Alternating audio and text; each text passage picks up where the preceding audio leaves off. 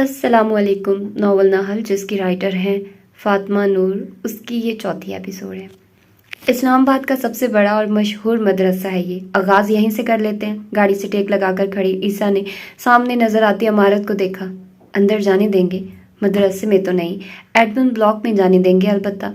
थोड़ी देर बाद वो एडमिन ऑफिस में बैठे थे। सामने 40 के करीब का शख्स सर पर अमामा बांधे कंप्यूटर में फाइल्स खंगाल रहा था। वो मदरसे में पढ़ने वाली लड़कियों के बारे में बताने पर राजी नहीं था, सिर्फ तब तक जब तक जैन ने उसकी जेब में 1000 के कहीं नोट नहीं रखे थे। यहाँ कुर्रत नाम की 5 लड़कियां पढ़ती हैं, 2 पिंडी से, 1 कराची और 2 इस्लामाबाद से हैं। आप किसका पूछ रहे हैं? वो ईसा को देखने लगा। बदकिस्मती से हम खुद नहीं जानते कि हम किसका पूछ रहे हैं। जवाब जैन ने दिया था। आप लोगों के पास पिक्स नहीं है उन लड़कियों की? जैन ने बेख्तियार ईसा को और फिर सामने बैठे आदमी को देखा, जिसकी आंखों में हल्की नागवारी आई थी। मदारिस में सिर्फ तालबात का डेटा रखा जाता है, तस्वीर बनाने की या रखने की इजाज़त नहीं होती। अगर होती भी तब भी मैं ना दिखाता आपको। ईमानदारी, राइट? उसके होंठों पे तंजिया मुस्कुराहट उभरी। जैन ने बेख्तियार खुद को कोसा। अकेला आ जाता तो बेहतर था। कुरैशी साहब, हमें तस्वीर देखनी भी नहीं थी। आप हमें अपने मदरसे का कार्ड दिखा सकते हैं जो स्टूडेंट्स को दिया जाता है? ईसा ने आंखों पर मौजूद से ग्लासेस गले में अटकाए। वो जैन की घुरियों को मुसलसल नज़रअंदाज कर रहा था। जी ज़रूर। कुरैशी साहब ने दराज में से एक सुर्ख रंग के कवर वाला कार्ड उठाकर उनके सामने रखा। यही है? जैन ने सरगोशी की। नहीं। ईसा के चेहरे पर मायूसी उभरी। बहुत शुक्रिया ताउन का। वो कार्ड रखकर उठ खड़ा हुआ। जैन सामने रखा पानी का ग्लास उठाकर पानी पी रहा था। आपका भी शुक्रिया। अगर आप चाहें तो ये कार्ड रख सकते हैं। मुमकिन है आपके रिश्तेदारों में से कोई दाखिला लेने का ख्वाहिशमंद हो। पानी पीते जैन को अच्छू लगा।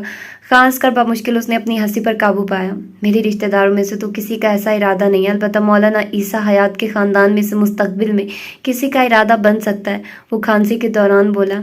आप आलिम हैं? वो ईसा को देखकर ताज्जुब से बोले, जो उखड़ा उखड़ा सा खड़ा था। उनके सवाल पर कुछ कहने लगा। इससे कबल जैन बोल पर उठा। क्यों ऐसे जानलेवा मजाक करते हैं कुरैशी साहब? इसको तो ये भी इल्म नहीं होगा कि रमज़ान के रोज़े 31 होते हैं या 32। रमज़ान के रोज़े 30 से ज़्यादा नहीं होते जनाब। ओह हाँ, राइट।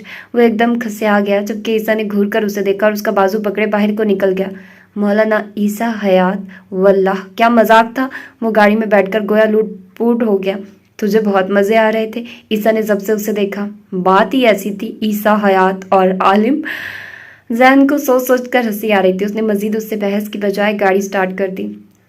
उसने चाबी टेबल पर रखी और गिरने के अंदाज में औंधे मुंह सोफे पर लेट गया। एक बाजू नीचे लटक रहा था। पिछले 1 हफ्ते से वो जैन के साथ मुख्तलिफ मदारिस और मुख्तलिफ जगह घूम रहा था। इस्लामाबाद का तकरीबन हर मदरसा उन दोनों ने घूम लिया था। किसी मदरसे का कार्ड वैसा नहीं था जैसा उसने मार्गिला पर कुर्रत के गले में देखा था। अजीब बेचैनी थी जो उसके अंदर बाहर फैलती जा रही थी। जो वक्त बच जाता वो यूं ही मॉल्स में आवारा गर्दी में गुजार देता या मार्गिला पर जाकर घंटों बैठा रहता। लाशऊरी तौर पर वो सोच रहा था कि शायद कुर्रत फिर उनमें से किसी जगह पर आए। गोया नामुमकिन सा था, लेकिन ये सब लाशऊरी था। कभी कभी जहन में उसके आखिरी अल्फाज गूंजने लगते। जहनी हालत जो थी सो थी, उससे तो अपना होश भी नहीं रहा था। वो हल्की हल्की गुनूदगी में जा रहा था जब किसी ने उसका सर दबाना शुरू किया। आंखें हल्की सी खोलकर उसने ऊपर देखा। वो शहवार थी जो सोफे पर बैठी उसका सर दबा रही थी। तुम ठीक हो? जी। वो कसरमंदी से उठकर बैठ गया और बालों में उंगलियां फेरी। कहाँ होते हो सब पूरा दिन? इधर उधर बस। इंग्लैंड कब जाना है? इंग्लैंड? बालों में चलता हाथ रुका। हाँ, फ्लाइट बुक करवा ली थी ना? उसने कुछ नहीं कहा। उसे तो भूल भी गया था कि उसने इंग्लैंड जाना था। शहवार कुछ देर उसे देखती रही। वो जितना भी लापरवाह रहा हो, कपड़ों के मामले में बहुत कॉन्शियस था। एक सूट 1 दिन से ज़्यादा नहीं पहनता था और अब 2 दिन से एक ही शर्ट पहनी हुई थी। रात को देर से आता, सुबह जल्दी निकल जाता। जाने क्या करता फिर रहा था आजकल। सर दबा दूँ तुम्हारा? वो जो हल्का हल्का से उंगलियों से सर दबा रहा था रुक कर शहवार को देखा और फिर सोफे पर सीधा लेट गया। सर के नीचे कुशन रख लिया। शहवार खामोशी से उसका सर दबाने लगी। 2 दिन की बेआरामी थी या थकन कि उसे नींद आने लगी। ईसा? वो नींद में था। तुम किसी बात पर परेशान हो? वो हाथ रोककर उसके चेहरे को देखने लगी। सर दबाती रही है मोम। उसकी आवाज़ नींद के बायस भारी हो रही थी। शहवार कुछ परेशानी से उसे देखते दोबारा सर दबाने लगी। मैंने इंग्लैंड की फ़्लाइट कैंसिल करवा दी है। उसने सुबह नाश्ते पर उन दोनों को इतला दी। क्यों? शहवार और हयात दोनों ठिठके। कहाँ वो उन दोनों के बार बार कहने पर भी नहीं रुक रहा था और अब अचानक ये फैसला। मैंने फैसला किया कि मैं इंग्लैंड नहीं जा रहा। वजह जान सकता हूँ इस फैसले की? कुछ खास नहीं, जो आम है वो बता दो। ईसा ने सुकून से जूस का घूंट भरा और हयात को देखा। मुझे ऐसा क्यों लग रहा है कि आप दोनों को मेरे इस फैसले से खुशी नहीं हुई? बिल्कुल नहीं ईसा, इनफैक्ट हम बहुत खुश हैं। शहवार फौरन बोली, कहीं वो बुरा मानकर दोबारा से टिकट ना करवा ले। वो महज हल्का सा मुस्कुराया। थोड़ी देर बाद वो वहाँ से चला गया तो हयात ने शहवार को देखा। क्या तुम इस फैसले की वजह जानती हो? ईसा के साथ कोई मसला है हयात। पिछले चंद दिन से वो बहुत अजीब बिहेव कर रहा है। जैसा कि पूरा दिन घर से गायब रहता है, खुद से लापरवाह हो गया। एक तस्वीर है जैसे जिसे वो हर वक्त अपने पास रखता है। रिलैक्स, मैं बात करता हूँ उससे। शहवार ने पुरसोच नजरें उन पर टिकाई। आप उससे बात करें या ना करें, मुझे अब किसी और से बात करनी पड़ेगी। किससे? जैन से। वो गहरी सांस लेकर बोली। तुम्हें मालूम भी है कितनी मुश्किल से संभाला है मैंने मामला। अस्पताल के बिल्स भरने से लेकर उन्हें रकम तक दी ताकि मामला पुलिस तक ना जाए। उन्होंने तैसे सामने सोफे पर बैठे ईसा को देखा, जो हाथ में आइस पैक थामे होंठों के किनारे पर रखे हुए था। उसके साथ बैठा जैन जख्मी नहीं था, लेकिन वो बार बार अपनी शर्ट के फटे हुए बाजुओं को देखता। उसकी नई ब्रांडेड शर्ट थी। दुख था कि शदीद था। वो दोनों अभी अभी वहां आकर बैठे थे और शहवार का बस नहीं चलता था कि ईसा को अस्पताल ले जाए। मामला कुछ यूं था कि ईसा हयात और जैन फयाज की किसी लड़के से लड़ाई हो गई थी। वो दोनों किसी मदरसे के बाहर खड़े थे जब एक लड़की को ये गलत फहमी हुई कि वो दोनों उसे ताड़ रहे हैं। लड़की अपने भाई के साथ थी और भाई को गैरत आ गई। उस लड़के के दोस्त भी आ गए। यूं छोटी सी लड़ाई हाथापाई तक पहुंच गई। तुम वहां कर क्या रहे थे मदरसे के बाहर? हयात का गुस्सा सातवें आसमान पर था। जो भी कह रहा था, कम से कम लड़कियों को नहीं छेड़ रहा था। नॉनसेंस, मैं इस तरह का इंसान लगता हूँ आपको? बेजारी से कहते हुए उसने सर झटका। जैन ने दांत चबाकर उसे देखा। आया बड़ा मुफ्ती तकवा उस्मानी का जानशीन, और तुम तकी उस्मानी का जानशीन, और तुम। उनका रुख अब जैन की तरफ हुआ। भाई गॉड अंकल, माना कि हम दोनों एक नंबर के घटिया इंसान है, लेकिन हमारा टेस्ट इतना बुरा भी नहीं है। उन पांडा की बहन को छेड़ते। तुम दोनों का घटियापन तो मैं निकालता। वहां 2 दिन जेल में रहते तो पता लग जाता। हाथापाई शुरू किसने की थी? उन्होंने ईसा पर किसी भी बात का असर न होते देख जैन से सवाल किया। उनकी जानिब से आगाज हुआ था अंकल। मैंने लड़ाई का नहीं, मारपीट का पूछा है। जैन गड़बड़ाया। होंठों पर आइस पैक रखे ईसा ने पहले हयात को और फिर जैन को देखा। वो उससे मना करना चाहता था, लेकिन उससे पहले ही वो बोल पड़ा। ईसा ने उसे कहा जाने वाली नजरों से देखा। वो जानता था अब क्या होगा, और वही हुआ। यानी हद होती है जज्बातीपन की, हद होती है। थोड़ी देर बाद हयात यहाँ से वहां चक्कर लगाते सामने सोफे पर बैठे ईसा पर गरज रहे थे, जो उनकी डांट और शहवार की परेशानी से बेनियाज सर झुकाए बैठा था। उसके होंठ का एक किनारा फटा हुआ था। गिरेबान, चाक और बाल बिखर चुके थे। उन सब से किताए नजर वो उसकी बेनियाजी और ढिठाई थी जो हयात साहब को मुश्तइल कर रही थी। जैन को तो छोड़ूंगा नहीं मैं, वो झुके सर से बुड़बुड़ाया। हयात की पहली फटकार सुनते ही वो वहां से फौरन रफू चक्कर हुआ था। देखो इसे शहवार, देखो इसे, इस लड़के की टांग टूट गई और ये ऐसे बैठा जैसे इसकी उंगली पर जरा सी जर्ब लगाई हो उसने। ईसा ने झुका सर उठाया। मेरा इरादा उसकी टांग तोड़ने का नहीं था। इरादा नहीं था, फिर भी तोड़ दिया। अगर होता तो क्या करते? वो सीख पाओगे। अलबत्ता जरा तसल्ली भी हुई। चलो कुछ तो वो मान रहा था कि उसका ये इरादा नहीं था। लेकिन ईसा का अगला जुमला सुनकर उनका सुकून भग से उड़ा। मेरा इरादा उसका सर फाड़ने का था, और मुझे अफसोस है कि मैं इसमें कामयाब नहीं हो सका। उसे वाकई अफसोस था। सर फाड़ने का था? वो कुछ और मुश्तइल हुए। तुम्हें अंदाजा है ये पुलिस केस बन सकता था? आप लोग खामखा बात को बढ़ा रहे हैं। वो बेजार हुआ। ये हमारा आपस का मामला था, हम उसे हल कर लेते। आप बड़ों को बीच में घुसने की जरूरत नहीं थी। आपस का मामला? वो जख्मी होकर हॉस्पिटल में पड़ा है, तुम जख्मी होकर घर में बैठे हो। उसका बाप पुलिस में रिपोर्ट करवाने की धमकियां दे रहा है, और इसे तुम आपस का मामला कहते हो? मैं हैंडल कर लेता डैड, आप खामखा पैनिक कर रहे हैं। उसने जख्मी होठ पर हाथ रखा। खामखा? वो गुस्से से उसकी तरफ बढ़े। शहवार फौरन आगे हुई। हयात रिलैक्स, आपका बीपी शूट कर जाएगा। उनको बाजू से थामा और ईसा को घुरा। मुझे ऐसे मत देखिए, मैं अब भी वहीं कहूँगा, मैं मामला हैंडल कर लेता, लेकिन आप सब बीच में आ गए। वो उठ खड़ा हुआ। आउच, टांग भी दर्द करती थी, शायद किसी कमबख्त ने हॉकी मारी थी। दफा हो जाओ, और जब तक मैं ना कहूँ कमरे में बंद रहना अपने। वो अब गुस्सा नहीं थे, लेकिन तैश अब भी वहीं था। मैं बुज़दिल नहीं हूँ, ज्यादा बहादुर भी मत बनो। वट एवर, मैं ना छूंगा, ना छुपूंगा, ना घर बैठूंगा। उसने बेजारी से हाथ चलाया। शहवार, इससे कहो यहाँ से चला जाए। हयात साहब ने जब से पुर आवाज में कहा। ईसा, वो बेबसी से उसे देखते बोली। अजीब सूरत हाल में फंस गई थी। ओके ओके, जा रहा हूँ, कुछ भिजवा दीजिएगा कमरे में। अपने बेटे की फिक्र नहीं है और दूसरों के बिल्स भर रहे हैं। आखिर में वो सिर्फ बुड़बुड़ाया कि हयात साहब वाकई गुस्सा थे। तुम जाओ, भिजवाती हूँ। वो तहम्मुल से गोया हुई। ईसा सर हिलाते ऊपर की तरफ बढ़ गया। आखिरी सीढ़ी पर वो रुका और नीचे सर थामकर बैठी हयात को पुकारा, डैड। उन्होंने सर उठाकर उसे देखा। मैं सच कह रहा था, मुझे वाकई अफसोस है कि मैं उसका सर नहीं फाड़ सका। वो डिठाई से मुस्कुराते वहां से फौरन गायब हुआ। पीछे हयात साहब ने उसे नाकाबिले शाहत गालियों से नवाजा। शहवार ने आहिस्ता से दरवाज़ा खोला। अंदर मुकम्मल अंधेरा था और ईसा बेड पर औंधे मुंह लेटा हुआ था। उन्होंने एसी ऑफ किया, खिड़कियों से पर्दे हटाए, चलते हुए ईसा के बेड के करीब आए, नीचे गिरे हुए कुशन्स उठाकर बेड पर रखे और ईसा के बेड पर उसके सर के करीब बैठी। थोड़ी देर उसे देखती रही। उसके बाल माथे पे बिखरे थे, चेहरे पर सोते हुए भी बेचैनी थी। मौसम में खनकी थी, वो फिर भी एसी ऑन करके सो रहा था। ईसा नरमी से उसके बालों पर हाथ फेरते हुए उसे मुखातिब किया। वो उसी तरह लेटा रहा। ईसा, उसने बंद आंखों से जवाब दिया। उठो बच्चा, काफ़ी देर हो गई है। वो उसी तरह प्यार से उसके बालों में हाथ फेर रही थी। ईसा ने मुंदी मुंदी आंखें खोली। थोड़ी देर यूं ही लेटा रहा और फिर उसे एहसास हुआ कि शहवार भी उसके कमरे में थी। आप यहाँ? कंबल साइड पर करता वो कदरे सुस्ती से उठ बैठा, मुंह पर हाथ रखकर जमाई रोकी और मोबाइल उठाकर टाइम देखा। 1 बज गए। ताज्जुब से नजरें उठाकर सामने बैठी शहवार को देखा। मैं इतनी देर कैसे सोता रहा? वो मुस्कुराई। रात देर से सोए थे? नहीं। उसने बेड ग्राउंड से टेक लगा ली। वो पिछले कुछ दिनों से जल्दी जाग जाता, तैयार होकर पूरा दिन गायब रहता, सो आज उसका ताज्जुब जायज़ था। शहवार कुछ लम्हे खामोशी से उसे देखती रही। तुम मुस्कुरा रहे थे? जी। उसने नासमझी से उन्हें देखा। जब मैंने तुम्हें उठाया उससे पहले तुम नींद में मुस्कुरा रहे थे। अच्छा। हंसते हुए आंखें बंद कर ली। मेरी दादी माँ कहा करती थी कि बच्चे नींद में इसलिए मुस्कुराते हैं क्योंकि उन्हें ख्वाब में कोई परी दिखाई देती है। क्या तुमने भी ख्वाब में किसी परी को देखा है? देखा तो है। वो बंद आंखों से मुस्कुराया। लेकिन ख्वाब में नहीं, हकीकत में। आंखें खोलकर उन्हें देखा। शहवार ने उसके चेहरे की रोशनी से नजरें चुराई।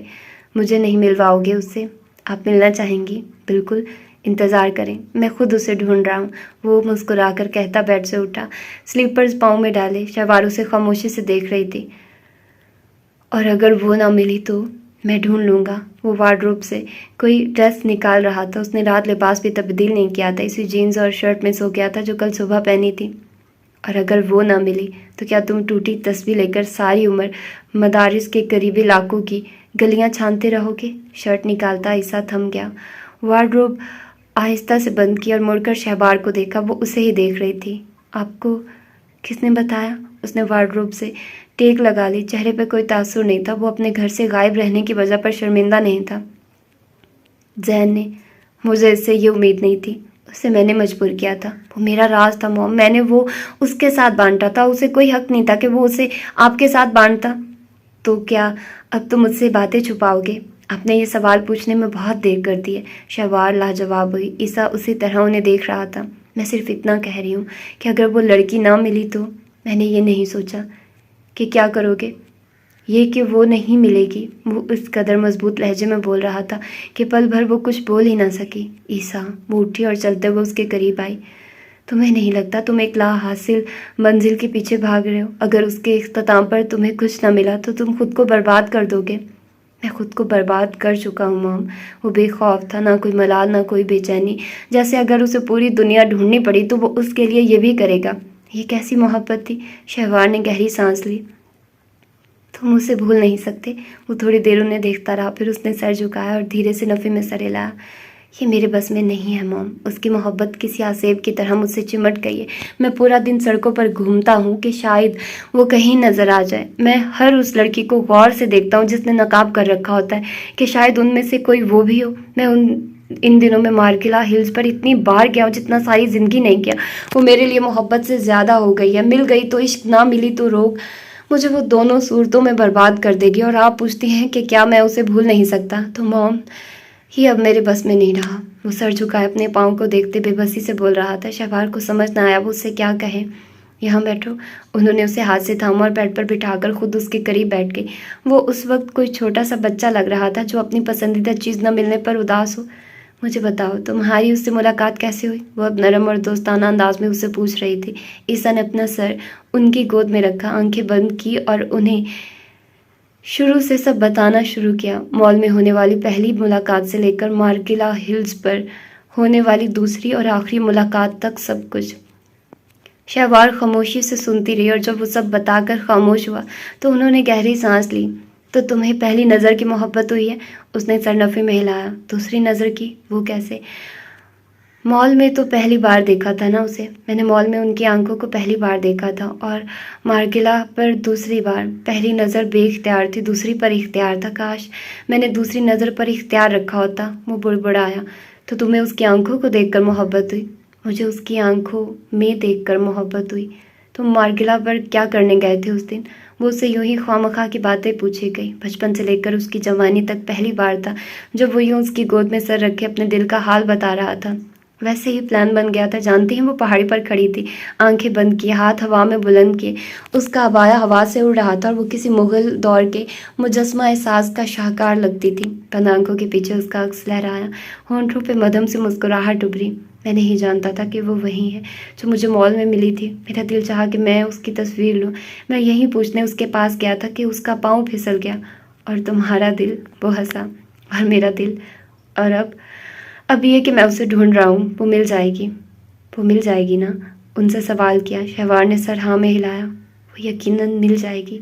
ईसा हल्का मुस्कुराते हुए उठ खड़ा हुआ। मैं चेंज कर लूँ? शहवार ने सर हिला दिया। वो चला गया तो उनकी नज़र साइड टेबल पर रखी आधी तस्बीह पर गई। उठकर वो तस्बीह उठाई और उसे देखे गई।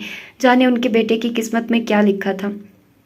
कुर्रतुलैन, जी अम्मा, क्या हर वक्त किताबों में घुसी रहती हो? अनोखे ही पेपर होते हैं तुम्हारे। कुर्रत ने सर उठाकर उन्हें देखा और हल्का सा मुस्कुराई। आखिरी साल है अम्मा, इतनी मेहनत तो करनी पड़ती है। ये कुछ ज़्यादा ही है। खैर, किताब बंद करो और बात सुनो मेरी। जी कहिए। उसने किताब बंद कर दी। कुछ दिन पहले तुमसे जिक्र किया था कि तुम्हारी ताई आना चाह रही है तुम्हारे रिश्ते के लिए। क्या सोचा है तुमने? कुर्रत ने झुके सर को उठाकर उन्हें देखा। अब्बा क्या कहते हैं? उनका भतीजा है बेटा, दिल तो मोम होगा ही ना, लेकिन उन्होंने आखिरी फैसला तुम पर छोड़ा है। अम्मा, आप लोगों ने जवाद के बारे में बातें नहीं सुनी क्या? सुनी है बेटा। तुम्हारी ताई कहती हैं सब अफवाह फैलाते हैं, उनके बेटे की तरक्की से जलते हैं। पता नहीं कौन सी तरक्की है जिससे जलते हैं। वो बुड़बुड़ाई। कुर्रत ने गौर से अम्मा को देखा। आपका दिल क्या कहता है? सच पूछो तो मैं राजी नहीं हूँ। जवाद हद से ज़्यादा लापरवाह है। फिर उनके घर का माहौल भी मुनासिब नहीं तुम्हारे लिए। उसने कुछ नहीं कहा, बस खामोशी से बंद किताब को घूरती रही। तुम सोच लो, अभी तो पेपर होने वाले हैं तो मैं बात टाल दूंगी, लेकिन पेपर के बाद तुम अपना जवाब बता देना। कोई और मुनासिब रिश्ता होता तो मैं सोचती भी ना जवाद का, लेकिन गरीबों के घर कौन आता है? उन्होंने सर झुकाकर बैठी कुर्रत को देखा और गहरी सांस लेते उठ गई। जाने उनकी बेटी की किस्मत में क्या लिखा था। वो दूसरा घूंट भर रहा था जब नज़र एंट्रेंस पर पड़ी। ब्लैक जीन्स पर वाइट शर्ट, ऊपर वाइट ही जैकेट पहने ईसा उसकी तरफ ही आ रहा था। हाथ जीन्स की जेब में थे, चाल कदरे लापरवाह लेकिन एतमाद से पुर थी। ये पिछले 2 हफ्तों में पहली बार था जब जैन ने उसे ढंग के हुलिये में देखा था। दोनों पिछले चंद दिन से वो खुद से भी लापरवाह हो गया था। फिर उसकी अमारत और कुछ उसका हुस्न था कि इर्द गिर्द सबकी नज़रें उस पर उठी। जैन इन सब का आदी था। वो जब उसकी टेबल के पास आया तो उसने उठकर गर्मजोशी से उसे गला लगाना चाहा। ईसा 2 कदम पीछे हुआ। वो ठिठक कर रुका, फिर गहरी सांस लेकर उसे देखा। आई प्रॉमिस, आंटी ने मजबूर किया था, वरना मैं कभी ना बताता। मजबूर? वाकई? उसके चेहरे के तासुरात सपाट थे। कसम ले लो बड़ी, आज तक ऐसे कौन से राज हैं जो मैं तुम्हारी मॉम को बताए हूँ? वो परेशान थी, इसलिए मजबूरन मुझे बताना पड़ा। Wow, what a emotional story. उसने तंजिया सर झटका। अच्छा सॉरी, मुझे बताओ किस तरह तुम्हारी नाराज़गी दूर होगी? वो कदरे बेचारगी से कहते हुए 2 कदम आगे हुआ, जीन्स की पॉकेट में हाथ डाले। ईसा चंद लम्हे उसे देखता रहा और फिर हाथ निकालकर पंजा बनाया और जोर से जैन के दाएं गाल पर मारा। वो एकदम लड़खड़ाया, फिर गाल पर हाथ रखे बेयकीनी से ईसा को देखा। किसने कहा मैं नाराज़ हूँ? अगर था भी तो अब नहीं हूँ। बंद मुट्ठी पर फूंक मारी और जैन को देखा जो खा जाने वाली नज़रों से उसे देख रहा था। खुजली दूर हो गई हाथों की? चबाकर कहते वो सीधा हुआ, नजरें इर्द गिर्द बैठे लोगों पर पड़ी जो उन्हें ही देख रहे थे। रिलैक्स गाइस, दोस्त है मेरा, जबरदस्ती मुस्कुराते हुए कहा तो सब बुड़बुड़ाते हुए इर्द गिर्द मुतवज्जा हो गए। ये सब आराम से चेयर खींचकर बैठ चुका था। जैन उसे घूरते सामने वाली चेयर पर बैठा। दांत टूट जाता मेरा, बहुत खुशी होती मुझे। उसने कंधे झुकाए। जैन चल हमें उसे घूरता रहा, फिर गहरी सांस ली और जेब से क्रेडिट कार्ड निकालकर मेज पर रखा। तुम्हारा दिया गया क्रेडिट कार्ड खाली हो गया है। सीरियसली? अच्छा खासा अमाउंट था उसमें। मैंने अकेले खर्च नहीं किए। जैन ने शाने अचकाए। जाहिर है अपने दोस्तों को भी पार्टीज दी होगी तुमने। मेरे बाप की हक हलाल की कमाई पता नहीं किन हराम कामों में खर्च की है। वो उकताया हुआ लग रहा था। जैन ने बुरा नहीं मनाया। वो मुस्कुराते हुए उसे देखे गया। पूछोगे नहीं किन दोस्तों पर खर्च किया? मुझे कोई इंटरेस्ट नहीं है। जिस काम में इंटरेस्ट है वो तो तुमसे हो नहीं सका, इसलिए। मैंने पता करवा लिया कि वो कौन से शहर से है। ईसा की जुबान को ब्रेक लगी, आंखों में पहले बेयकीनी और फिर ढेरों हैरत आई। कौन से? वो आगे को हुआ।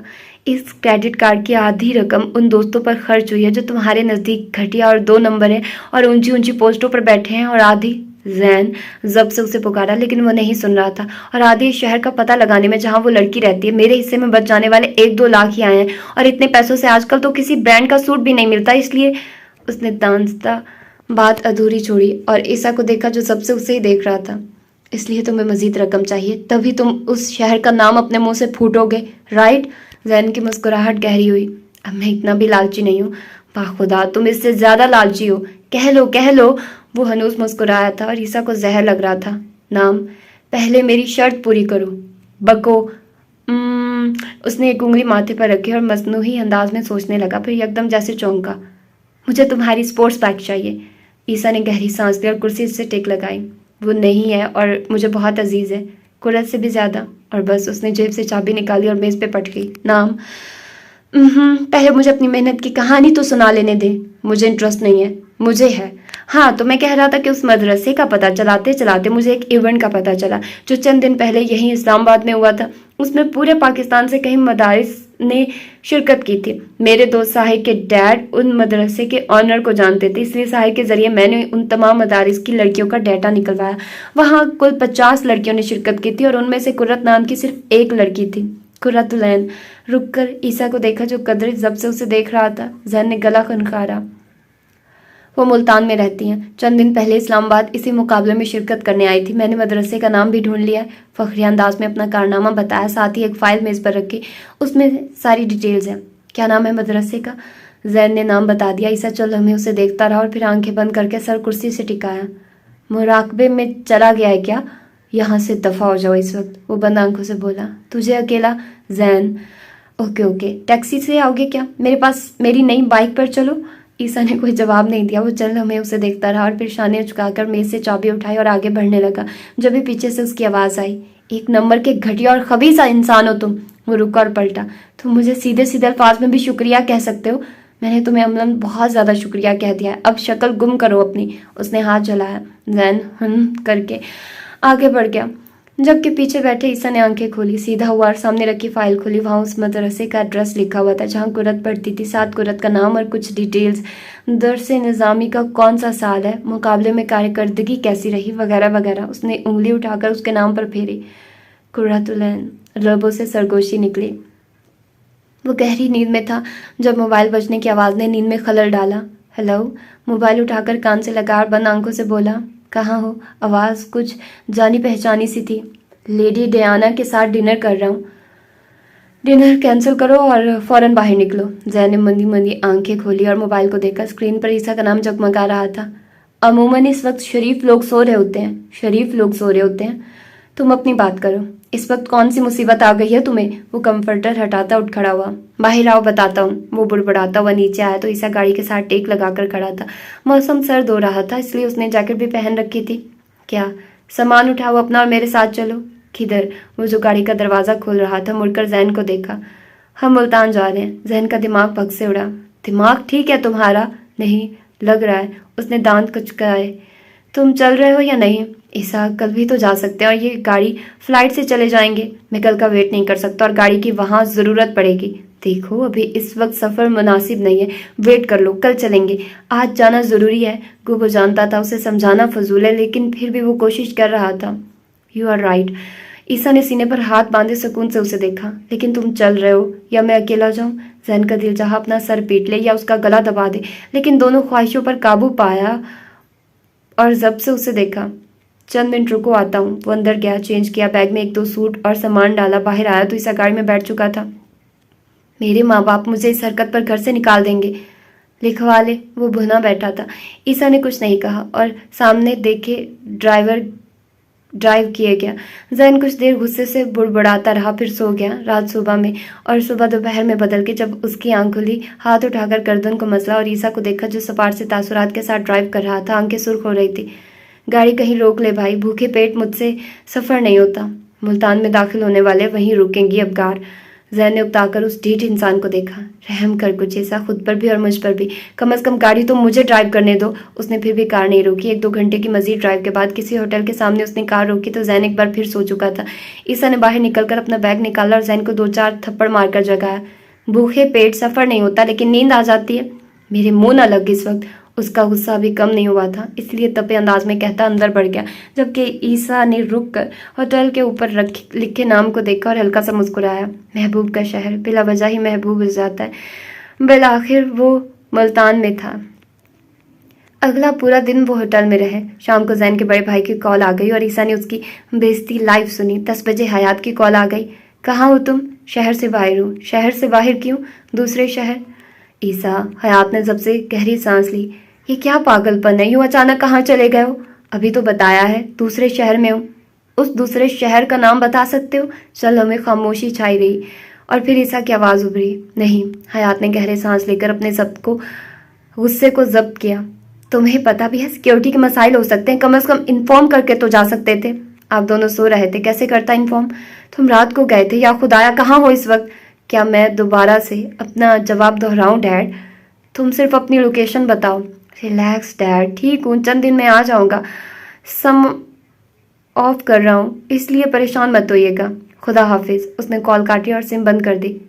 सिम ऑफ कर रहा हूँ, ओके। इस मर्तबा तुम्हारे भी बेघर होने के 90% चांसेस हैं। Who cares? उसने बेनियाजी से शानियाँ चुकाए।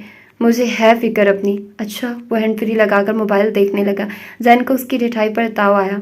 तुम अब ऐसा करो, ढूंढो जिसे भी ढूंढना है, मुझसे कोई उम्मीद मत रखना। सोफे पे बैठे जैन ने उसकी ढिठाई और बदतमीजी पर लानत और मलामत भेजी और वहां से वॉकआउट कर गया। उसका गुस्सा अगले दिन तक कम ना हो, इसलिए वो बिना उससे कुछ कहे अकेला मदरसे चला गया। जाकर रिक्शा रोको, मैं आती हूँ। अबू बकर को आगे जाने का कहकर वो हाथ में थामी किताब बैग में रखने लगी। वो सर हिलाता आगे बढ़ गया। उसके जाने के बाद रफ्तार कदरे तेज करते हुए वो बाग की रवि से गुजरने लगी। जब नजर सामने से आते जवाद पर पड़ी, कदमों की रफ्तार मजीद तेज हो गई। रिक्शे पे जाओगी? मैं छोड़ देता हूँ तुम्हें। और अबू बकर को उसके पास से गुजरते हुए वो एकदम उसके सामने आ गया। कुरत झटके से रुकी। ये क्या तरीका है? रास्ते से हटो मेरे, सख्ती से उससे कहा तो वो ढिठाई से हंसा। सवाल ही पूछा है, फाड़ खाने को क्यों दौड़ रही हो? दिलचस्पी से उसकी आंखों को देखा जिनमें गुस्सा था। नहीं जाना तुम्हारे साथ। आइंदा मेरे रास्ते में आए तो अब्बा से शिकायत लगा दूंगी, उसी दुरुस्त लहजे में कहते वो उसकी साइड से होकर गुजर गई। वो अब्बा की नाहल थी। लहजा शहद रखना भी जानती थी और जहर रखना भी। चेहरा सुर्ख हो गया। उसे सख्त बुरे लगते थे रास्ते में आने वाले मर्द, औरतों के रास्तों में खड़े होकर बातें करने वाले मर्द, और ये शख्स तो कुछ ज्यादा ही बुरा लगता था। उसकी नजरें जैसे अंदर तक उतर जाती थी। सर झुटकते वो सड़क तक गई। अबू बकर रिक्शे के साथ ठहरा था। वो खामोशी से रिक्शे में बैठ गई। उसके जाने के बाद जवाद के लबों पर जहर खनसी मुस्कुराहट उभरी। इस कदर आम सी औरत पर यह गरूर नहीं सजता कुर्रतुलैन। तुम बस उस दिन का इंतजार करो जिस दिन मैं तुम्हें दिखाऊंगा कि तुम हो क्या मेरे सामने। आंखों में तपिश लिए वो आगे बढ़ गया। इर्द गिर्द के हजूम से बेनियाज वो टी शर्ट और जैकेट में मलबूस गाड़ी से टेक लगाकर खड़ा था। नजरें बेचैनी से इर्द गिर्द का तवाफ कर रही थी। जहन क्योंकि उससे नाराज था, सो उसे होटल में छोड़कर वो कुरत के मदरसे चला आया था। छुट्टी में अभी देर थी कि वो गार्ड से सारी मालूमात ले चुका था, इसलिए बाहर खड़े होकर इंतजार करने की बजाय वो एडमिन ऑफिस चला गया। हमारे पास एड्रेस नहीं है मोहतरम। मदरसे की हर लड़की का एड्रेस नहीं रखा जाता। होता भी तो बगैर इजाज़त हम आपको कभी ना देते। सामने बैठे सफ़ेद दाढ़ी वाले बारिश बुजुर्ग ने अब के कुछ सख्ती से उसे कहा था, जो मुसलसल यही रट लगाए हुए था कि उसे कुर्रतुलैन नामी लड़की का एड्रेस चाहिए था। क्यों चाहिए था? उसका जवाब ना उन्होंने पूछा था ना उस लड़के ने दिया था।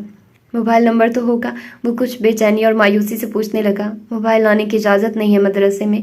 उनके घर में किसी का, उनके फादर का ढूंढना पड़ेगा। वो जान छुड़ाने को बोले और सामने रखी फाइल खोल ली। तो ढूंढ लें, इतना वक्त नहीं है हमारे पास। आप बराह मेहरबानी यहाँ से तशरीफ ले जाएं। हाथ से मेज़ की बाहर की तरफ इशारा किया। ईसा चल हमें उन्हें देखता रहा, फिर जेब से वॉलेट निकाला, चंद नोट मेज़ पर रखे और उंगली से मेज़ बजाई। आपके इस वक्त की कीमत दे सकता हूँ मैं। बुजुर्ग ने चौंक कर सर उठाया। नज़र सामने पड़े पैसों पर गई। लम्हों में चेहरा सुर्ख हुआ। ला हौला वला कुव्वता इल्ला बिल्लाह। वो झटके से उठे। आप रिश्वत दे रहे हैं मुझे? मैं अल्लाह की पनाह चाहता हूँ इस लानत से। ईसा को उस रद्द-ए-अमल की तवक्को नहीं थी। एक पल को वो गड़बड़ा गया, फिर बेख्तियार दोनों हाथ उठाए। रिलैक्स, रिश्वत नहीं दे रहा था, मैं सिर्फ तोहफा समझ कर दे रहा था। नाम बदलने से सिर्फ नहीं बदल जाती। जाए यहाँ से, इससे पहले कि मैं गार्ड को बुलाऊं। वो ज़ेर लब बुड़बड़ाता उठ गया। उसने जिंदगी में पहला इंसान देखा था जो मुफ्त की रकम लेने से इनकार कर रहा था, और अब वो खामोशी से बाहर खड़ा छुट्टी का इंतजार कर रहा था। सब्र और तहम्मुल, उन दो चीज़ों से वो जिंदगी में पहली बार वाकिफ हो रहा था। जमीन को पांव से रगड़ते उसकी नज़र इर्द गिर्द घूम रही थी। जब गेट खुला और लड़कियां बाहर निकलने लगी, वो सीधा हुआ। एक जैसी हजारों लड़कियां स्याह बुर्कों में मलबूस, नकाब के साथ, नकाब के बगैर, स्याह दस्तानों में हाथ छुपाए, दस्तानों के बगैर भी, झुकी नज़रों वाली, उठी नज़रों से किसी को ढूंढती हुई। ईसा की नज़र बेचैनी से उन दो आंखों को ढूंढने लगी, और फिर उसे वो नजर आ गई। बैग उठाए, इर्द गिर्द देखती, स्याह नकाब वाली लड़की, नकाब से झांकती दो आंखें, वो दो आंखें जिन्होंने ईसा हयात को अरसा खुद में कैद रखा था, वो दो आंखें जिनके आंसू उसकी कई दिनों की नींद ले गए थे, वो भूरी आंखें जो किसी तलस्म का हिस्सा थी, दो आंखें जो वो लाखों के हजूम में भी ढूंढ सकता था, करोड़ों के मजमे में भी पहचान सकता था। गले में उभरती गिल्टी और पत्थर हुई आंखों से वो उसे देखे क्या? उसकी हर हरकत को वो साथ चलती किसी लड़की से कुछ कह रही थी। रुककर उसकी बात सुनी, सर हिलाया, इर्द गिर्द देखा और हाथ हिलाकर वहां से हटी। किसी को ढूंढा, सामने को रिक्शा खड़ा था, उस तक गई। ईसा की आंखें उसकी हर हरकत को देखे गई। रास्ता दो भाई। सामने से आते तेज हॉर्न की आवाज पर वो चौंका। कोई मोटरसाइकिल सवार बेजारी से उससे रास्ते से हटने का कह रहा था।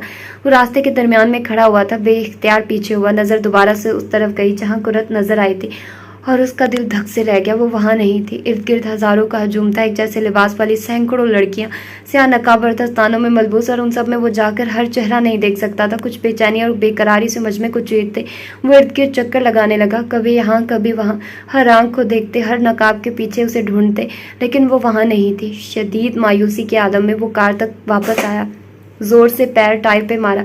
एक बार, दो बार, कई बार उसकी नज़र बस एक लम्हे को हटी थी, बस एक लम्हा। हर शय उसी एक लम्हे की वजह से हो रही थी। बेख्तियारी का एक उठाई गई एक नज़र और उसने दिल खो दिया, फेरी गई एक नज़र और उसने कुर्रत को खो दिया।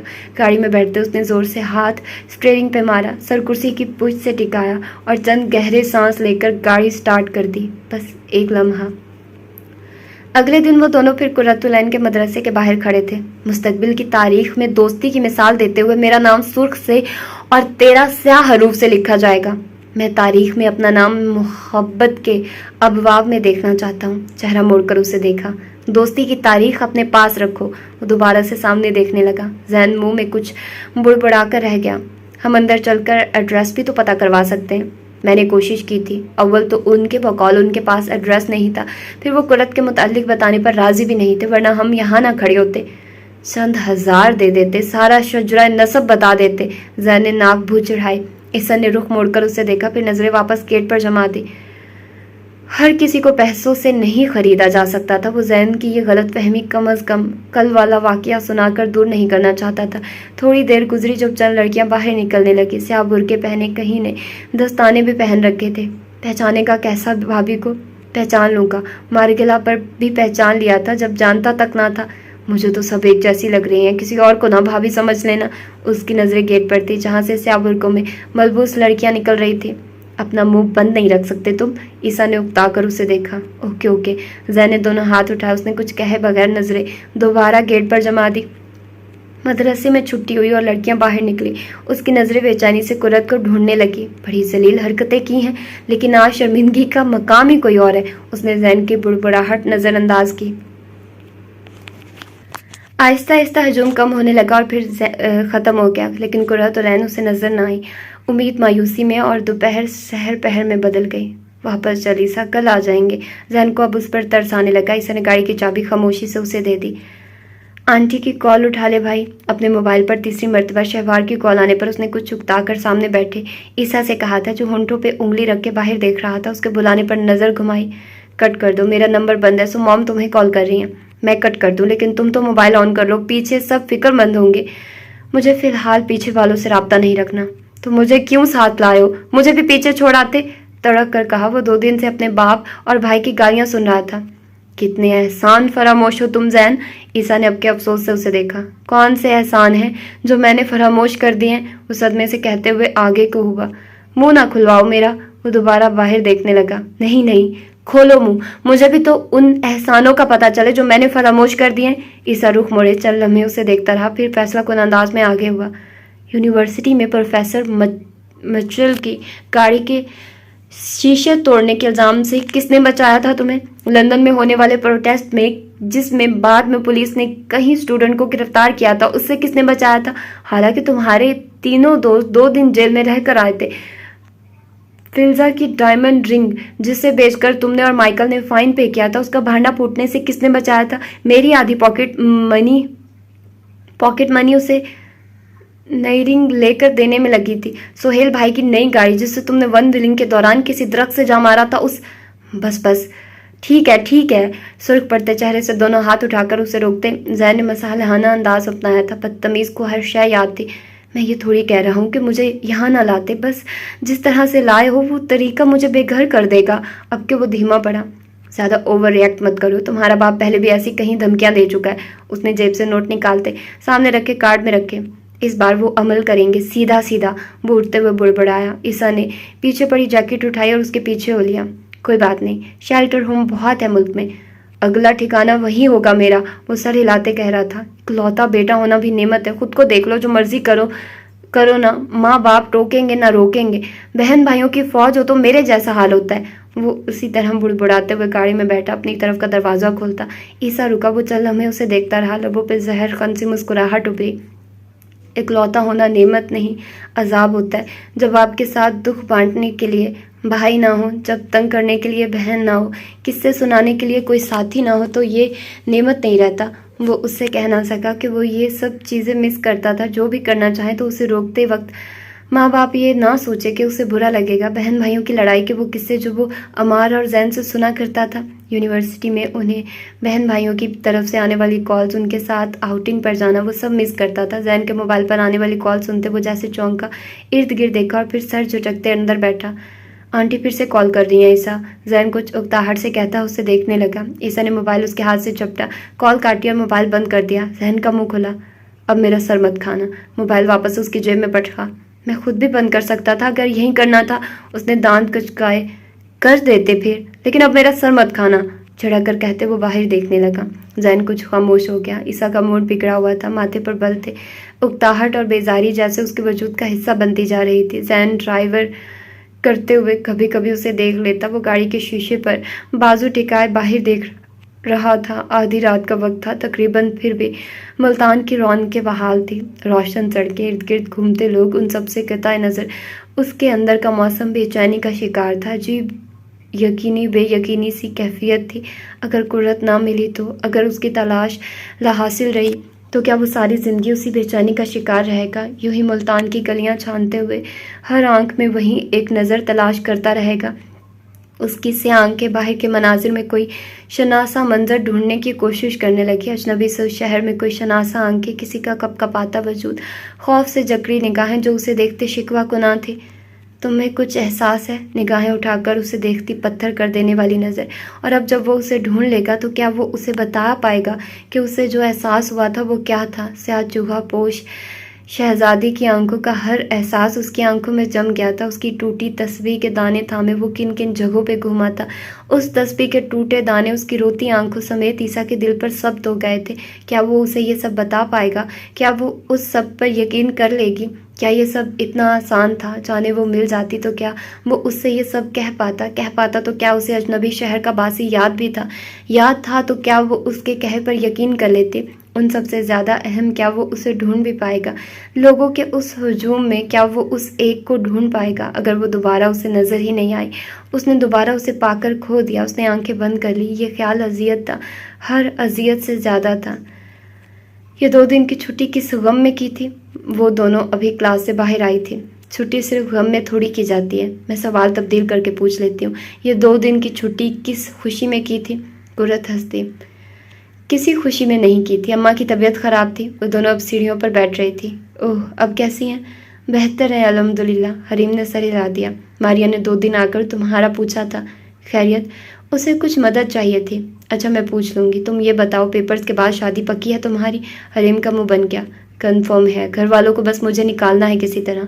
अस्तगफिरुल्लाह, ऐसे मत कहो। छोड़ो। अब्बा अम्मा तो यूँ परेशान थे जैसे खुदा न ख्वास्ता मैं कवारी मरने लगी हूँ। कितना ऑल फॉल बोलती हो हरीम। बहुत शुक्रिया इस ऑल फॉल को बर्दाश्त करने के लिए। तुम्हारा क्या प्रोग्राम है? किस चीज़ का? वो अनजान बन गई। शादी का भाई नसीब की बात है, जब होनी होगी हो जाएगी, ये तो है, लेकिन कहीं बात भी तय करनी पड़ती है। खुशकिस्मती से मेरे घर वालों को मुझे निकालने की जल्दी नहीं है, इसलिए फ़िलहाल ऐसे कोई इम्कानात नहीं है। उठो अब मारिया को ढूंढे, पता नहीं क्या कहना था। वो बैग संभालती उठ खड़ी हुई। कुतरा लो इस मौजू से बेटा, एक दिन तुमने भी फंसना ही है। हाँ भाई, देख लेंगे जब फंसूंगी। अभी चलो, मुझे कल के लिए छुट्टी भी लेनी है। अम्मा की तबीयत आज भी ख़राब थी, मुझे उनकी फ़िक्र हो रही है। उनकी आवाज़ें मध्यम होती जा रही थी। अपने बाप से गालियाँ खाने और बेघर होने के 90% चांसेस के साथ इस कदर अजीम तरीके से दोस्ती निभाने पर जैन फयाज को कोई तमगा तो ज़रूर मिलना चाहिए। क्या ख्याल है? गाड़ी से टेक लगाकर खड़े जैन ने 10वीं बार जुमला कसा था और ईसा ने 10वीं बार ही उसे नज़रअंदाज किया। वो जैन के साथ ही गाड़ी से टेक लगाकर ठहरा था, नीली जीन्स पर स्याह शर्ट पहने वो च्युइंगम चबा रहा था। ये तीसरा दिन था जब वो दोनों मदरसे के बाहर खड़े थे। उन 3 दिनों में ईसा ने कुरत को बाहर निकलते नहीं देखा था, जबकि जैन का ख्याल था कि वो उसे पहचान नहीं सका होगा, क्योंकि उसे सब एक जैसी लग रही थी। सामने दरवाजे को देखता ईसा कदरे बेचैन था। गाड़ी से टेक लगाकर खड़े वो बार बार नीचे ज़मीन पर से मट्टी खुरचने लगता, कभी बेचैनी से थोड़ी पर हाथ फेरता। जैन उसके बरक्स उकताया हुआ था। ये तीसरा दिन था और अभी तक उन्हें कुछ पता नहीं चला था। उसे तो शक हो रहा था कि कुरत यहाँ पढ़ती भी थी या नहीं। तुमने कोई बैकअप प्लान सोचा है क्या? Backup plan? उसने नासमझी से जैन को देखा। हाँ, जैसे अगर कुर्रत ना मिली तो ज़रूरी थोड़ी अगर तुम उसे ढूंढ लो तो तुम दोनों मिल भी जाओगे। आई मीन कुछ भी हो सकता है। तो कोई बैकअप प्लान है क्या तुम्हारे पास? मोहब्बत में बैकअप और प्लान्स नहीं रखे जाते। वो जख्मी सा मुस्कुराया। अजीब फलसफे झाड़ने लगे हो तुम भाई। वो भी क्या दिन थे जब हम यूं ही सड़क पर चलते हुए किसी भी लड़की को छेड़ देते थे, तुम मुस्कुराते और सामने वाली पिघल जाती। ठीक है, तुम अच्छे खासे हैंडसम हो, लेकिन मुझे हैरत है कि हैंडसम तो मैं भी हूँ, फिर मेरी ऐसी किस्मत क्यों नहीं है? तुम्हें वो फॉक्सी याद है? गेट की तरफ देखता ईसा हल्का सा मुस्कुराया। फॉक्सी ब्राउन कुछ ज़्यादा ही पीछे पड़ गई थी वो। आई स्वेयर मैंने उसे सिर्फ मजाक में प्रपोज किया था, वो तो दिल पर ले गई। कितने चक्कर लगाए थे बेचारी ने तुम्हारे अपार्टमेंट के। अगर उसके आधे चक्कर भी मेरे कमरे के लगाती तो आज हम दोनों साथ होते। को मुझे शक था कि शायद सेमेस्टर के एंड पर वो मुझे पसंद करने लगी थी, लेकिन तुम्हारे धोखे की वजह से कुछ कह नहीं सकी। कौन सा धोखा? मैंने साफ साफ कहा था कि मैं उसे चंद दिनों के लिए अपनी गर्लफ्रेंड फ्रेंड बनने की ऑफ़र कर रहा हूँ, सिर्फ और सिर्फ विलियम की शर्त की वजह से। उसे भी ये बात मालूम थी। इन द एंड वो सीरियस हो गई तो मेरा क्या कसूर? अच्छा ठीक है, लेकिन ये बताओ अब क्या? वो सब मोहब्बतें किधर गई? अब वक्ती थी ना, क्या मालूम ये भी वक्ती हो। वो सब मोहब्बतें नहीं थी, वो कुछ बुरा मानकर बोला। वो सब पसंदीदगियाँ थी, और अब मुझे जो है वो मोहब्बत से बढ़कर है। यही तो मैं कह रहा हूँ कि मुमकिन है ये भी वैसी ही पसंदीदगी हो और कुछ अरसे बाद तुम्हें इस बात का एहसास हो। वो चल हमें खामोशी से गेट को देखता रहा। जैन को लगा शायद वो लाजवाब हुआ था, या शायद उसे बुरा लगा था। वो कुछ कहता है उससे पहले ही उसे ईसा की मध्यम आवाज़ सुनाई थी, यूँ जैसे वो खुद से बोल रहा हो। ये पसंदीदगी नहीं है जैन, ये अब मोहब्बत भी नहीं रही। मैंने फॉक्सी का दिल दुखाया था, लेकिन उससे सॉरी तक नहीं किया, और एक टूटी तस्वीर को जोड़ने के लिए मैं इस्लामाबाद के सारे मॉल्स घूमा।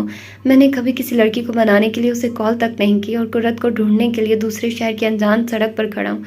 मुझे ज़िंदगी में कभी किसी की नाराज़गी की परवाह नहीं रही, लेकिन अब उसकी रोती हुई आंखें, उसकी नाराज़ नज़रें मेरे जहन से चिपक गई हैं। ये मोहब्बत है या कोई आसेब? उसके लहजे में दुनिया जहाँ की बेबसी आन समाई।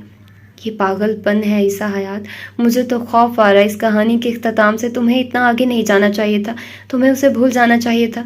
उसने जैन की बात का जवाब नहीं दिया। वो यकटिक सामने देख रहा था, स्याह गेट के पास से, जहाँ से स्याह बुर्के में मलबूस लड़कियां निकल रही थी। सैकड़ों लड़कियां, कहीं आंखें, लेकिन ईसा हयात की नज़रें सिर्फ 2 आंखों पर जम गई थी। वो भूरी आंखें जो किसी को तलाश करते हुए इधर उधर देख रही थी। उसके साथ कोई और लड़की भी थी, लेकिन ईसा सिर्फ उसे देख रहा था। उसकी सांस थमी, धड़कन रवां हुई, आंखें किस्सा गो की किताब लगने लगी। दिल किसी सूफी का रक्स बन गया। वो किसी तलसम का शिकार हुआ और मुंजमद रह गया। तभी जैन की नज़र उस पर पड़ी तो वो टिटका। ईसा? उसने नहीं सुना। जैन ने उसे कूनी से पकड़ा तो वो चौंका। क्या? वही तो पूछ रहा हूँ, क्या हुआ? कुरत? उसकी नज़रें दोबारा उसकी तरफ बढ़ गई। जैन ने उसकी नज़रों के ताक़ुब में देखा। स्याह बुर्के में मलबूस 2 लड़कियां किसी रिक्शे में बैठ रही थी। उनमें से कुरत कौन सी है? उसने सरगोशी की। ईसा ने सुनी, लेकिन वो जवाब ना दे सका। तेज़ रफ्तारी से ड्राइविंग सीट की तरफ बढ़ा और गाड़ी स्टार्ट की। जहन एकदम बौखलाया और फ़ौरन पैसेंजर सीट की तरफ बढ़ा। ये वही है, ये वही है। वो सामने मौजूद रिक्शे की तरफ देखता कह रहा था। पीछे कुछ सवारियों के साथ कुर्रत बैठी थी, नजरें हाथ में मौजूद सफ़ों पर थी। वो कार कदरे फासले पर रखे उनका पीछा किए गया। दिल था कि रुक रहा था, दिल था कि जोर से धड़क रहा था। वो लोग बामुश्किल 10 मिनट चले होंगे जब किसी ट्रैक पर सिग्नल सुर्ख हुआ। शायद सामने से रेलगाड़ी को गुजरना था। उनकी कार रिक्शे से पीछे थी। लम्हों का खेल था। चंद बाइक्स आगे आई, किसी की कार आगे बढ़ी और उसने वो रिक्शा खो दिया। सिग्नल सुर्ख होने से कबल रिक्शा आगे बढ़ गया। ईसा ने जाने देखा था या नहीं, लेकिन उसने कार चला दी। पुलिस के ऑफिसर फौरन आगे बढ़े। वो चिल्लाते हुए उसे कार रोकने का कह रहे थे, लेकिन वो नहीं सुन रहा था। ईसा गाड़ी रोक, जहन गड़बड़ाया। नहीं, मैं दोबारा से उसे नहीं खो सकता। पुलिस की गाड़ी उनके पीछे थी। ईसा, I said stop the car, जैन चिल्लाया। उसने गाड़ी की रफ्तार खतरनाक हद तक बढ़ा दी थी। And I said I will not stop the car, वो उससे ज्यादा ऊंचा चिल्लाया था। गाड़ी की रफ्तार तेज रखे वो बिना पुलिस का हॉर्न सुने, बिना जैन का एहतजाज सुने सामने देख रहा था। 1-2 बार उनकी कार किसी गाड़ी से टकराते टकराते बची, लेकिन उसने रफ्तार आहिस्ता नहीं की। तुम पागल हो ईसा, जैनब के जितना ऊंचा चिल्ला सकता था चिल्लाया। ईसा ने सुना तक नहीं। पुलिस मोबाइल की रफ्तार तेज थी या उसकी कम हुई, लेकिन वो मोबाइल फौरन से उसके आगे आई थी। उसे ब्रेक लगानी पड़ी। लानत हो, वो पुलिस वालों को देखता गुस्से से हुर्राया। तुम पर भी और मुझ पर भी, जिसने तुम्हें एड्रेस देने की गलती की। जैन सीखपा हुआ। उसका सांस उथल पुथल हो रहा था। पुलिस के ऑफिसर आगे बढ़े। दरवाजा खुला। ड्राइविंग सीट पर बैठे ईसा को गिरेबान से पकड़ कर निकाला। ज्यादा जोश चढ़ा है तुम लोगों पर, वो उसे झंझोड़ कर धरते हुए पूछ रहा था। ईसा ने अपना कॉलर छुड़वाया। छोड़ो मुझे, वो बिफरा। जैन फौरन आगे बढ़ा और ईसा को पकड़ा। सॉरी सर, गलती हो गई। गलती नहीं, जुर्म कहो। जिस स्पीड से ये लड़का गाड़ी चला रहा था, किसी का एक्सीडेंट हो जाता। फिर पुलिस स्टेशन चलो, वहीं देखता हूँ तुम्हें। जैन का दिमाग सुनसुना उठा, जबकि ईसा मजीद सीख पाऊंगा। किस लिए पुलिस स्टेशन चले? हाँ, तुम लोग मुझे हाथ लगाकर दिखाओ और मैं बताऊंगा मैं हूँ कौन। वो जैसे शदीद तैश में आगे बढ़ा। जैन फौरन उसे काबू न करता तो शायद वो पुलिस वालों से गुत्थम गुत्था हो जाता। खामोश ईसा, मुझे बात करने दो, वो उसे सख्ती से कहते। पुलिस ऑफिसर की तरफ मतवज्जा हुआ। सर बात सुनिए, आई एम सॉरी, आप प्लीज यही बात खत्म कर लें। यहाँ नहीं, बल्कि अब पुलिस स्टेशन बात होगी। लेकर चलो इन्हें। ऑफिसर के चेहरे पर तैश था। उसे ईसा की तनक मिजाजी ने मजीद गुस्सा दिलाया था। 1 मिनट, सिर्फ 1 मिनट, मुझे कॉल करने दें। उसकी आवाज़ में दुनिया जहाँ की इल्तिजा सिमट आई। पुलिस वाला चल हमें उन्हें देखता रहा, फिर गहरी सांस ली। सिर्फ 1 मिनट है तुम्हारे पास। वो शायद उनकी गाड़ी और उनके हुलिये से समझ गया था कि वो दोनों किसी अमीर घराने से हैं। बहुत शुक्रिया सर। जैन पलटा। उसका दिमाग तेजी से काम कर रहा था। ईसा की तरफ मुड़ा, जो पुलिस वालों को खा जाने वाली नजरों से देख रहा था। अंकल को कॉल करो जल्दी। मैं नहीं करूंगा, वो घर आया। मरो फिर यहाँ पे, जैन चिल्लाया और आगे बढ़कर उसे कॉलर से पकड़ा। ये पकड़ कर ले गए तो 2 दिन से पहले नहीं छोड़ेंगे, तब भी किसी न किसी को बुलाना पड़ेगा। बेहतरी इसी में है, अंकल को कॉल करो और उन्हें सिचुएशन बताओ। ईसा ने वहां खड़े खड़े चंद गहरे सांस लिया और सर हिलाया। जैन ने उसका कॉलर छोड़ दिया। उसने लंबी सांस लेते मोबाइल निकाला और ऑन किया। शहवार की कहीं मिस कॉल्स और मैसेजेस को नजरअंदाज करते हयात का नंबर मिलाया। तीसरी बेल पर कॉल उठा ली गई। याद आ गई बाप की? खैरियत से कॉल? ईसा ने उनकी बात काटी। लिसन टू मी डैड, हम यहाँ पर एक मसले में फंस गए हैं। कुछ पुलिस वालों ने हमें रोक रखा और गिरफ्तार करने की धमकियां दे रहे हैं। व्हाट? फोन स्पीकर पे हयात की बेयकीनी भरी आवाज गूंजी। कहाँ हो तुम? कौन से शहर में? मुल्तान। वहां क्या कर रहे हो? अभी टाइम नहीं है बताने का, कुछ करें प्लीज। वो झुंझलाया। मुसीबत के वक्त बाप याद आ जाता है। बताओ, बात करवाओ मेरी ऑफिसर से। उसने मोबाइल सामने खड़े ऑफिसर की तरफ बढ़ा दिया। वो चंद मिनट उनकी बात सुनता रहा, कुछ कहता रहा, फिर कॉल कट हुई। 5 मिनट बाद कोई और कॉल आ गई। अफसर बस यस सर, जी सर, नो सर की गर्दान गाता रहा और वो दोनों खामोशी से देखते रहे। कुछ देर बाद उसने मोबाइल ईसा की तरफ बढ़ा दिया। जाएं आप दोनों, और आइंदा ध्यान रखिएगा। ईसा बेजारी से सर झटकते गाड़ी में बैठ गया और जैन की बात पर उन्हें यकीन दहानी करवाने लगा कि अब वो मोहतात रहेंगे। चंद मिनट बाद वो गाड़ी में वापस बैठा तो ईसा ने गाड़ी दोबारा चला दी। तुम्हारी वजह से आज या तो हम दोनों मर जाते या जेल जाते। किधर जा रहे हो अब? वो जो उस पर गुस्सा करने का इरादा रखता था गाड़ी की किसी दूसरी सिम जाते देख ठिठका। उनका रिक्शा इसी तरफ गया था। या खुदाया, तुम्हें अब भी उसे ढूंढना है? उसे जैसे ईसा की दिमागी हालत पर शक हुआ था। जैन फयाज, मेरा दिमाग पहले ही घूमा हुआ है। बाखुदा तुम कुछ और बोलो और मैं तुम्हें यहीं उतार दूंगा। जैन उसके तैश भरे अंदाज पर चुप करके रह गया। उससे बहस फजूल थी। सड़क मरकजी थी और आगे से कदरे दही इलाका शुरू हो रहा था। उसने गाड़ी मरकजी सड़क के इख्तिताम पर रोक दी। दरवाजा खोलकर बाहर निकला और उस कच्ची पक्की सड़क को देखा। फिर सर उठाकर आसमान को देखा। चेहरे पर अजियत, दुख और मायूसी छा गई। मैंने उसे फिर से खो दिया जैन। उसकी आवाज़ का दुख जैन का दिल उदास कर गया। वापस चलते हैं यार, कल दोबारा उनके मदरसे चलेंगे। ईसा ने नफ़ी में सर हिलाया। हम वापस जा रहे हैं? इस्लामाबाद? नहीं, अपना सामान लेने होटल। इससे आगे उनका रिक्शा गया था। मैं अब यहीं से इन्हें ढूंढूंगा। उसका लहजा अटल था। फिर रुककर जैन को देखा जो उसे ही देख रहा था। तुम अगर चाहो तो वापस जा सकते हो, अब तक मेरे साथ रहे इसके लिए बहुत शुक्रिया। लगता है तुम्हारा दिमाग खराब हो गया, दुख से तुम्हारा। वापस चलो, मुझे सामान लेने में टाइम लग जाएगा। वो गहरी सांस लेते आगे बढ़ने लगा। ईसा हल्का सा मुस्कुराया। जैन, अब क्या है? ईसा चंद कदम आगे बढ़ा, उसे गले लगा लिया। पल भर को जैन सुन रह गया। बहुत शुक्रिया, वो उसे गले से लगाए कह रहा था। जैन ने गहरी सांस लेते उसे अलग किया। तुम्हारा दिमाग खराब हो गया है, वो सर हिलाकर कहते गाड़ी की तरफ बढ़ा और ड्राइविंग सीट संभाली। बैठ भी जाओ अब, वो ईसा को वहीं खड़ी देखकर बोला। गाड़ी मैं चला रहे थे, अब नहीं चलाओगे? मैं अपनी जिंदगी पर कोई रिस्क नहीं ले सकता। सीने पे बाजू बांधे ईसा ने अब्रू अचकाए। सीरियसली? जैन खामोशी से उसे देखे गया तो वो सर झटकते दूसरी तरफ आकर बैठ गया। तो ये था आज की एपिसोड का किस्सा। होपफुली कि आप लोगों को पसंद आया होगा और आप लोगों ने एंजॉय किया होगा। तो मिलते हैं इसकी अगली एपिसोड में। अपना ढेर सारा ख्याल रखिएगा। अल्लाह हाफिज़।